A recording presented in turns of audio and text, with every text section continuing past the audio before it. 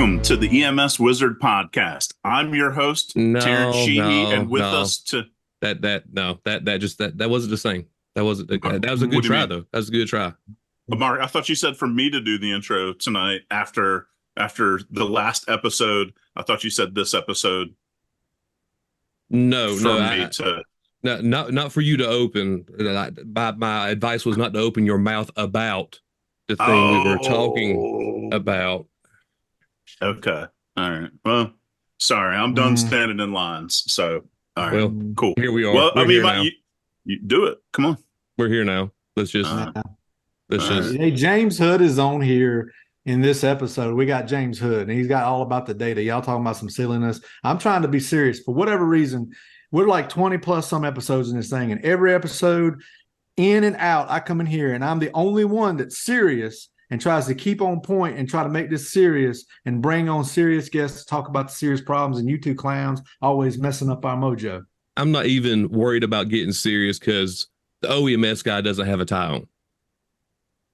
This is true. This is Makes a difference. so a couple things. He's got that's fancy. That's fancy though. We've got an OEMS guy here, but he's not in a suit, and I'm not sure he's from the regulatory side as well. So I don't know. Maybe he'll pull out his ruler and smack your knuckles about the data. But Hey, so it's James Sunday. Hood. Oh, that's right. It's the special 5 days day. a week. It's not in my contract. Okay. James Hood, North Carolina State Office of EMS. James, welcome. I've been knowing you a long, long time. Glad for you to be able to spend some time with the best friends on this episode. So why don't you introduce yourself a little bit about what yourself is and where you're from and what you do? Hey, I appreciate y'all for having me. I've been watching for the past couple episodes to catch up. I was loyal in the beginning, kind of fell off a little bit, but back watching. I appreciate the opportunity. So I'm with the regulatory side. Believe it or not, I'm that guy. Yeah. But my main job is data and systems improvement.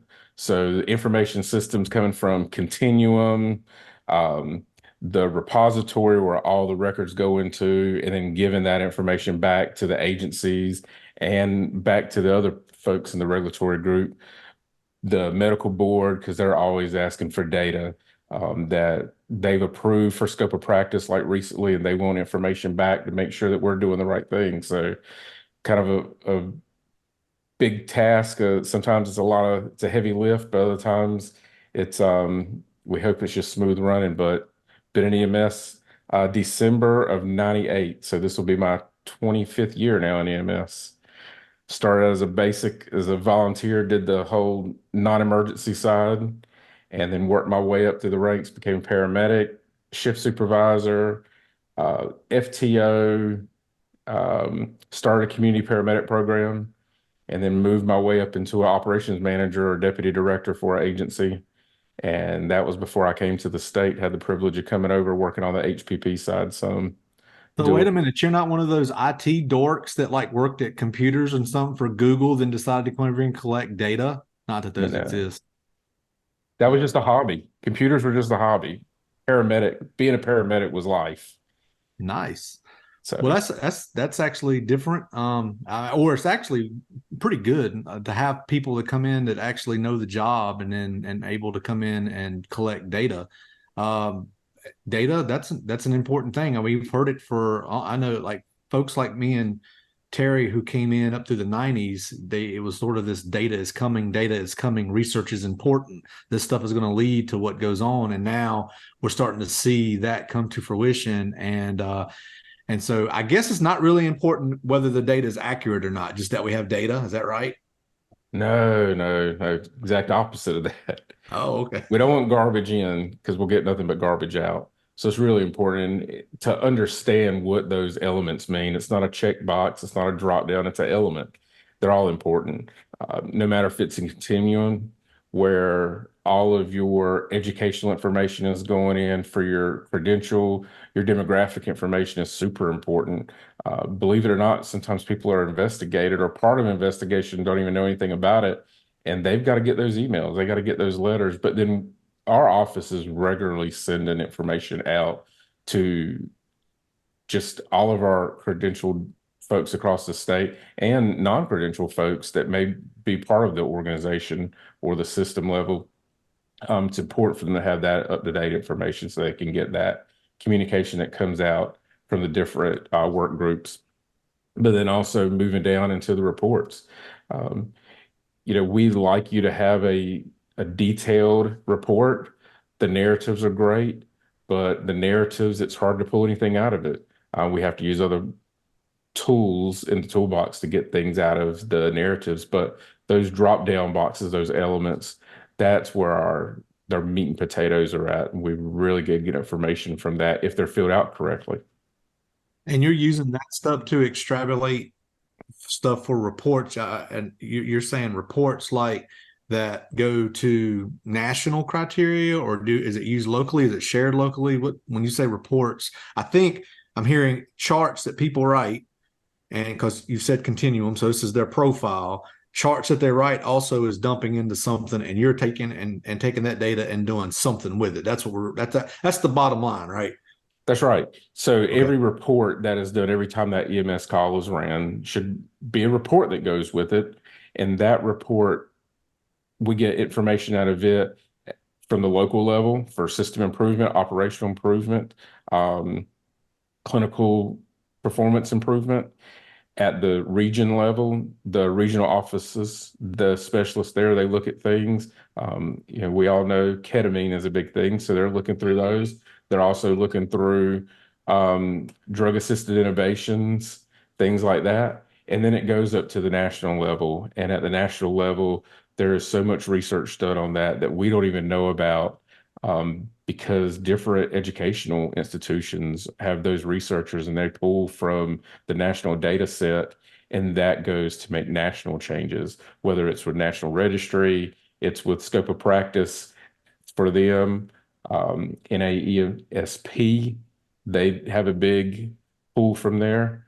And then it comes back to the agency. The agencies pull that data, and that's how they determine where they need to go. Dr. Winslow looks at that data to where do we need to go with scope of practice.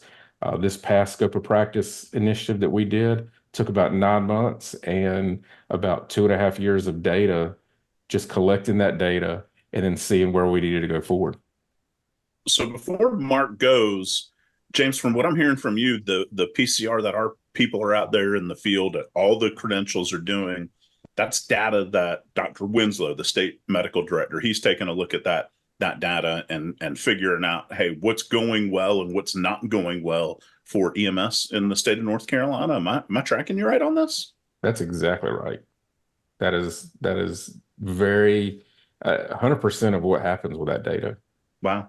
Okay. We want to know where we're going. We want to know where we've been, but we also want to know where we're going and what changes need to be made to assist the agencies and assist the providers. So one thing I hear a lot about, whenever we're talking about continuum, is to make sure that your continuum profile is maintained with the up-to-date email, up-to-date address, all these things. And, and I've heard this, time and time again, year after year, and shared this with people. So, kind of take a second just to explain how important it is to make sure that at least your continuum profile is maintained, or like your agency profile, from trucks to rosters to, everything that would be included in that continuum setup. So yeah, it's really important. We can kind of start with the individual, that demographic information for you, the county that you live in, your education level that's in there. We are always pulling data. We always have data requests from that. This past year, one of the vendors did a research project on what is the education that's out there and what happened with the providers. Did they leave the state? Are they staying in? So that's really important data that we have. We love people if you change addresses or change email addresses, let us be one of the first ones that you change, because that data is always coming in. Every month we're getting data requests, and that's public information. A lot of people don't realize that because I can't see yours and you can't see mine, it's still public record. On the individual side, then at the agency side, it's really important to keep up with those rosters. Quick funny story: we had individual that called me and said, "Hey, I need to fix my roster." I was like, "Cool, we can go through that, figure it out, give you the right permissions." And I pulled up the roster that he had, and he said, "Oh, well, all those people, the top three administrators or the primary contacts, they've all passed away." It's like, wow. So that, nobody's getting that communication. Really important to get that communication that's been sent out from our office. Yeah, I think that's there's no, and this goes back to some of the things we talk about in our class. There's really not, anybody to sit down with you if you take over a program director role at a college, or you take over a chief role over an agency or something. If you don't have somebody to sit with you, I don't know that Continuum's at the top of your list of the things to go down there and do. So that's what this network stuff comes into play. What we try to tell folks, when you ascend to like your next position, ask somebody else, "Hey, what do you do at your agency from here?" And try to share with them, because that's the first thing I say to folks when they I probably see new more program directors come in, and then I talk to them and I'm like, "Have you reached out to COAMPS and told them about a change? Have you talked with your representative in your region, your educational specialist in your region? Have you updated Continuum?" You have to keep all that stuff up there before we even get into the meats and potatoes of your program. Have you done all those things just to get that part right? Because they are a resource, and if you're not right in there, they don't know that there are changes even happen, so they can't be a resource for you if they don't even know that you exist in the Continuum profile as far as the program goes. That's right. And those continuum profiles, we all know they're built day one in that educational program for those people. That's their first view of what continuum is. It's not a one and done thing. It's really great that the instructors help those students out, navigate, getting the profile built, getting the P number issued, but that's just the beginning of that.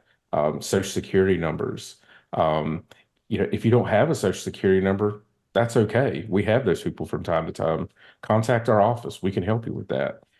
Don't just put in a random numbers, because you may hit the lottery and it may be somebody else's Social Security number, and then we only will allow one Social Security number in. That's a big thing we see coming in from the educational side. So, James, kind of I guess in the similar vein with what we're talking about, but to quote John Wilson, John's always talking about the different lenses that we look through. And how has that lens for you changed from, I mean, I think I have some ideas, but when you're with an agency and you're looking at that town view or that county view, how's that lens changed for you now being on that state level? Man, it's changed, especially with documentation and data. I had no clue. I thought I was just doing this report to satisfy the medical director and to make sure I didn't go to court. That's all I thought the report was for. I did not know that things were getting pulled out of it from the bottom rung all the way to the top rung of the ladder and being looked at. And I was part of that giving back to the EMS community. Had no clue until I started working with data, trying to build a community paramedic program. Did I know that there was even reports behind that could be pulled at the agency level that could be usable? And when I learned that was kind of the key into the lock that just opened up a whole nother world.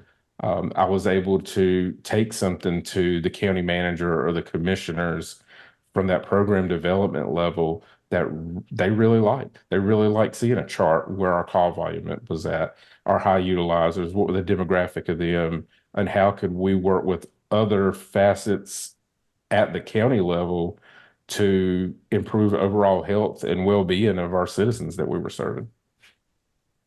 So how long have you been serving in the role where you've been, at least from the state perspective, served in a state role looking at data? Because I know data is something that you can jump right into and get lost in very quickly and try to find out what's important, what's accurate, and start organizing and get to the next level. How long have you been doing it, and how long would you say it took you to really get a hold of that viewpoint of it? So I've been with the state now. January will be 3 years. When I came into the state, I was working with COVID data. That was with hospitals, also doing COVID staffing. and really started seeing from the lens of the state, looking back down, what that data was at the state. Um, it took me a little while. It probably took 2 to 3 years when I was at the agency level to understand the data. And then I was like, I've got to go take a class. I got to take a statistics class. I need to take information systems class because I got to know what's the difference between a repository or all these different, vendor names that are out there. What is that all about? So this was not, I have yet to find a class that I could take that explained it all. You've got to pull from different trees to make that basket and really be able to present yourself where you know where that data is at, where it's coming from, and where it's going. So what's been one of the most when you talk about trees, uh, we talk with folks when we're doing whether it's Leadership Academy, presenting at conferences and places, teaching the officer series, and folks will say, "What else is out there?" And we make some recommendations for some things. But what's been something that I would say non-traditional where you're talking about statistics or you're talking about information systems classes? What's something that would be a non-traditional where you came back and said, wow, this really kind of shifted my lens and opened my eyes for something? Lean processes, Six Sigma, those types Okay. of things. Yeah. What about that? Seeing that perspective from a business standpoint, most of the lean processes I were involved with were with the hospital, and it was looking at processes that were more business related and be able to take that and say, hey, that's applicable in our world. That it's because there is that facet of billing, but then these processes are also applicable to just everyday truck life. Stations, how we're going to build a station, how we're going to design a truck. It's looking at those things and it's put into the process that we didn't learn that in any class I ever took. It was stepping out and going and looking at businesses or Fortune 500 companies and how they were doing things. There's And a you have poet that brought to the says, state, Terry, don't talk over me. Don't you ever do that again. Don't there's a ever, poet ever that try to says speak. Whoa. cash rules everything around me. John, do you have some follow-up? Please go ahead, sir. Got some killer bees here. All right, Mark, you'll go back, edit that back, I'm sure. I Man, I was wanted gonna roll to, with it there for a little bit. I was gonna let it be natural. yeah. But I wanted to ask about, you brought biospatial in, and I know that's something relatively new to me. I was introduced to it several months ago, and it's more of I think the souped up data process. I don't want to say data processing, but it gives you those. I use it to really look at heat maps, basically. But take a few minutes and just explain to us what biospatial is, because we've talked about Continuum. If you took an EMT program or a program at all, then you probably know Continuum. And if you're an administrator or whatnot, you're familiar with that. You might not be as familiar with biospatial. So I advocate for it, but tell us a little bit about it so folks can ask the questions. So I think first thing we got to say is why is that data coming out in a report so important? Because that's the visualization. That's the other side, showing you a chart, a table, a graph. That's where you see things at. Every vendor has their own system of being able to show you that data. Biospatial is so important because it's easy to use. There's some vendors that you will have to go take a class in order to make a report. Biospatial, give me an hour and I can get you creating reports, maps, charts, full presentations with that really great product that's out there that we give back to the agencies. The agencies use that for no charge, and they can build whatever they need. But then the other thing about that, looking at performance improvement, is you can compare yourself to the rest of the state, but you can also compare yourself to the national level with the other states that are using biospatial. So that really gives the agency a leg up to how am I doing? Um, and then that's something that's really hard to do with your own vendor's reporting software because you can't see that. You can't compare yourself. And that's what I was going to say is that when I got into looking at it for the agency level, that I was able to see how did this look through different pieces of North Carolina, Eastern versus Central versus Western versus state, and then stepping outside the state, finding similar sized areas. And then you really can just pull them and the data out and break it down. And I mean, you could make a day of biospatial if you wanted to create some interesting things to figure out what do your ambulances need to be, where do your calls happen, and I mean, even so much more than that. But that's not a tool that administrators have had at least easily accessible to them, at least in my career. So I'm very thankful to have a something like that and see the state behind it, and you get things like that help your job. You're having to pay big dollars for them. So for this to be the case and not having to spend a dollar, at least not out of my paycheck or out of my budget, then that's a big deal for me. I almost view it as an equalizer because larger agencies are able to put that stuff into their GIS, into their mapping, and they're having somebody who runs all of that stuff. I think this is probably a equalizer for smaller agencies to say, hey, where are we running all of our calls? Whoa, what we've been doing hasn't been working. So Yeah, you're exactly right, Terrence. You take that agency that runs 10 calls a week, they are at the same level as the agency that runs 500,000 calls, a year. So it brings everybody together and does put everybody on a level playing field. Plus, you're able to do things in-house. When I was at the county, if I needed a map made, I would take that data, put it in a Excel spreadsheet. I would send it to GIS. I'd wait to get a map back, and I would say, "Oh, well, that wasn't what I was trying to prove. Let me send them something else." Now you can do that. I love using the example of a county that is on the coast that may have lifeguard stands up throughout the year, and they may move year to year, and they can look at where drownings or where those type of events occur in relation to those points that now you can mark on that map and show that. That's a huge benefit to counties, being able to put events, special events that you have that may take blocks, and looking at the call volume from years past. That data that's in there now goes back to 2018. So you're able to compare that over the past 5 years and see where you're at. So with all of the advances in data collection and reporting, looking back at the past 10 to 15 years, it has grown drastically, I feel like. So, you being at the forefront, a lot of this data stuff from the state perspective, where do you see this stuff going in, 5, 10, 20 years and the benefits that you see, EMS can have from that?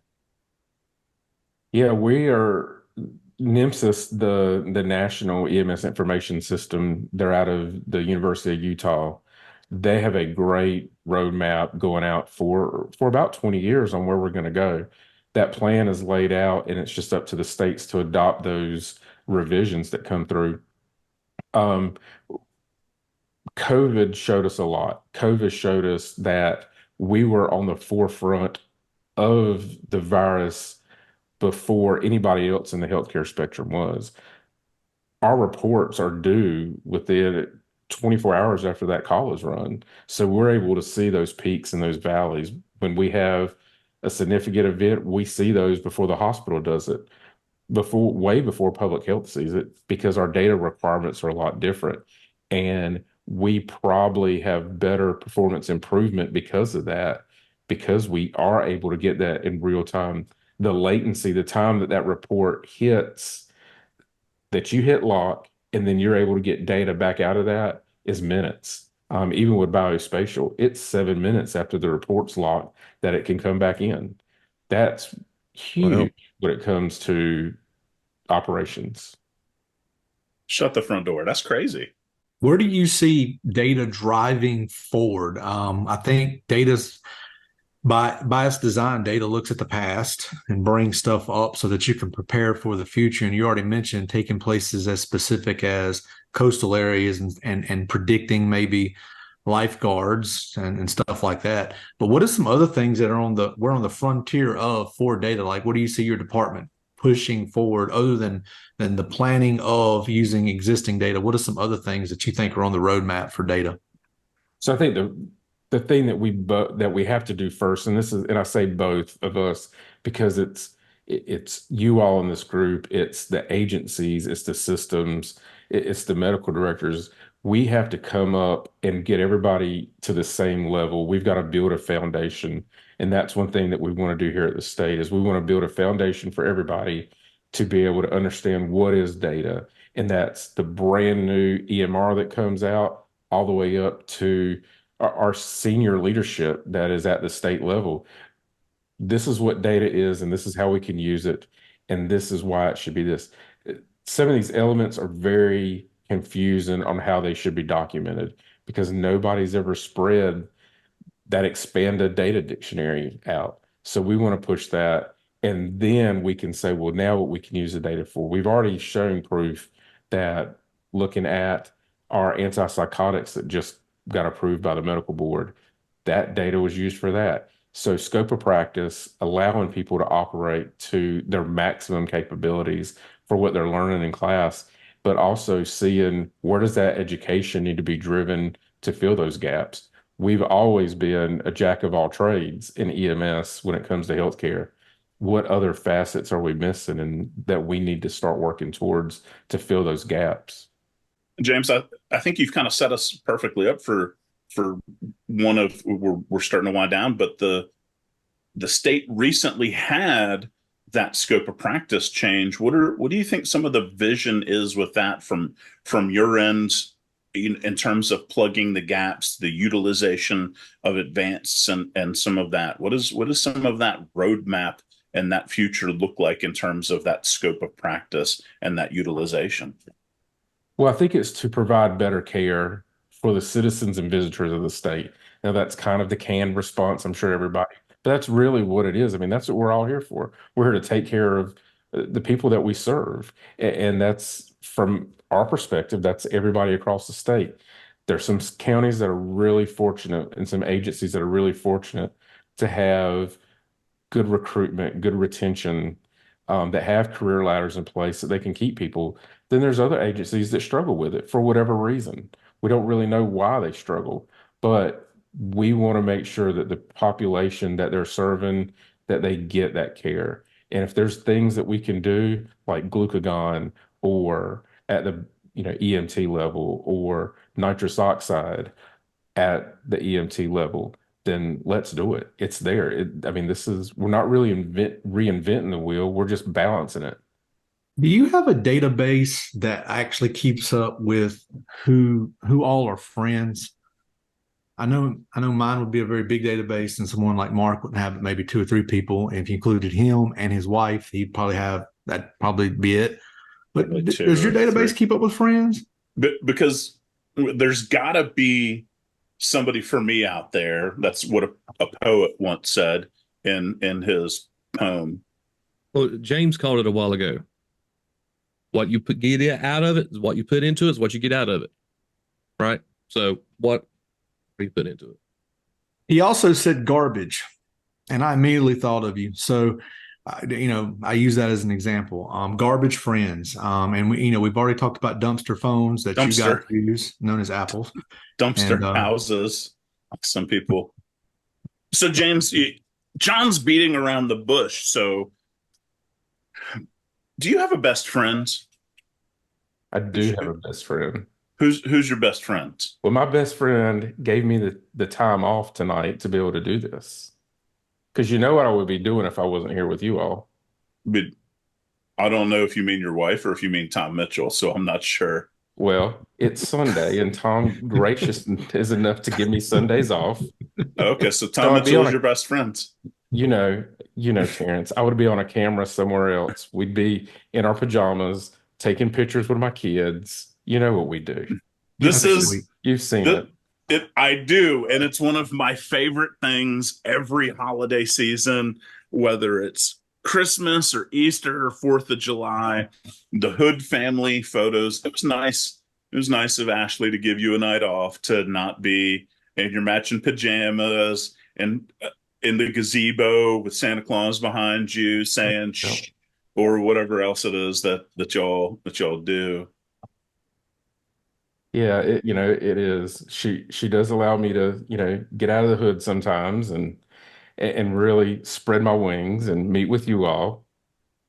So if there's a prerequisite that we have to have matching pajamas to be best friends, guys, I'm sorry. We do. These aren't We pajamas. do Well, have I matching mean, pajamas. It's give you that matching one. outfits. I'll give you We're that one. there. I'll give you that one. We're Yeah. there. So, James Hood, thank you so much for taking some time out of your life. Dreams that they just aren't enough. Thank you so much for taking some time to spend with us. Thank you, Mrs. Hood, for allowing you to spend some time with us. And thank you, Keith, for being my best friend. All I want for Christmas is my own best friend.